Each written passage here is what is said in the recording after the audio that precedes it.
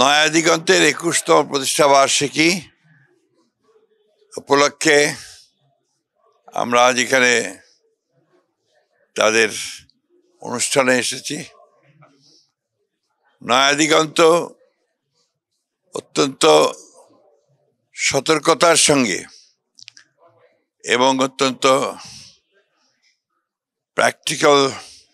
Pragmatic ওয়েতে তারা তাদের পত্রিকা চালিয়েছেন, যে কারণে শত প্রতিবন্ধকতা, অত্যাচার, জুলুম, নির্যাতন সবকিছুকে সহ্য করে তারা টিকে ছিলেন। এটাই তাদের সবচেয়ে বড় কৃতিত্ব। 15 বছরের ফ্যাসিস্ট যে নির্যাতন, বিশেষ করে মিডিয়াকে তারা যেভাবে নিয়ন্ত্রণ করেছেন এবং মিডিয়াকে কন্ট্রোল করেছেন, সেখানে নয়া দিগন্ত টিকে ছিলেন। এটাই হচ্ছে সবচেয়ে বড় কৃতিত্ব। আমি আগে বলেছি, আমরা নয়া দিগন্তের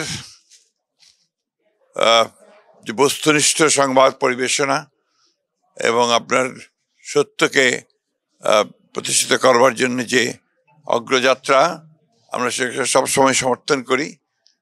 আমি আজকে তাদের এই প্রতিষ্ঠা বার্ষিকীতে তাদের ম্যানেজমেন্ট, সম্পাদক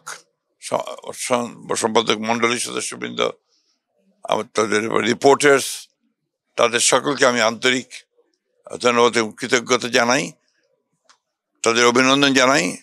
সেই সঙ্গে নয়া দিগন্তের অসংখ্য পাঠক যারা আছেন তাদেরকে শুভেচ্ছা এবং তাদের অভিনন্দন জানাই।